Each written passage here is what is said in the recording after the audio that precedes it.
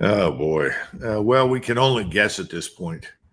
I'm always reminded of somebody asking Deng Xiaoping about the French Revolution, and he said, "We're not sure yet. It hasn't been long enough."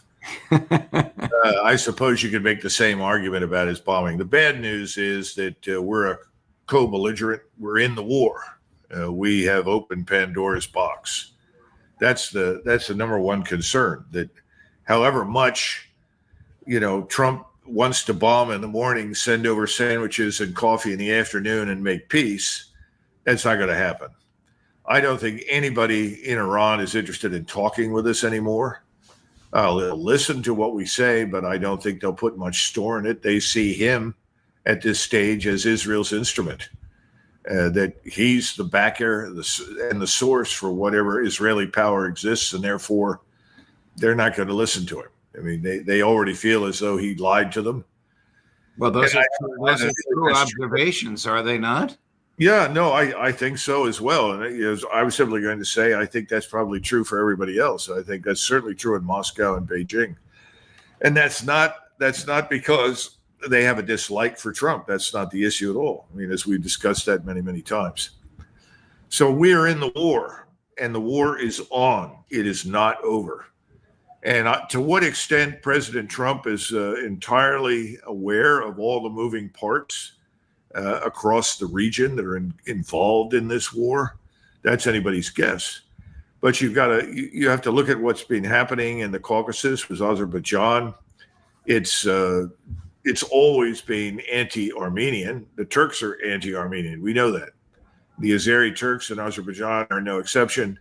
They want pieces and chunks of of Armenia. They may want Armenia entirely. But they're now playing a different kind of role because of their close relationship with Israel. They provided locations, essentially a base of operations to the Mossad and the Israeli Defense Force, from which they could launch actions, strikes, and other things into Iran. And they haven't made much of an attempt to disguise that. I mean, their contempt for Iran is pretty profound. Unfortunately, they made a mistake now of signaling their contempt for Moscow.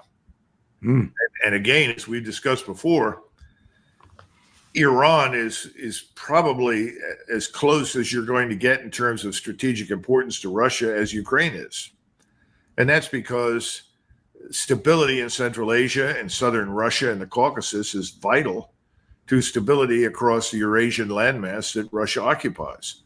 The Russians are very sensitive to what happens down there. They don't want a hostile government in Iran.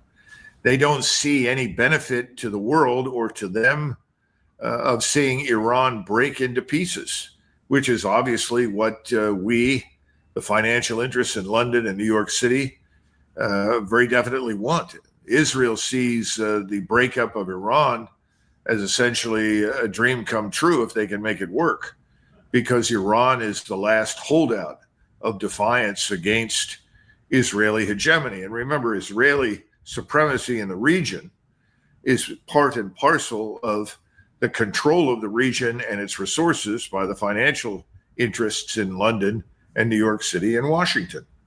So everybody's on board for the strategy that was pursued against Russia in Ukraine, only this time we're going to pursue it with the use of other proxies against Iran. It's not just Azerbaijan. We have Syria now. And Syria has an important role to play from the standpoint of both Mr. Netanyahu and Mr. Erdogan.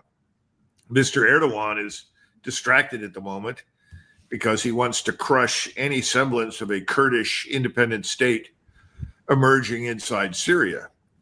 But once he's satisfied that he's achieved that, and I think that's what we're going to see in the near future, he certainly has no objections to seeing Syria used as a platform for attack against Shiites. Only the Shiites that he'll be attacking in Syria are going to be in Iraq, because Iraq is obviously part of greater Iran now in terms of sphere of influence and power.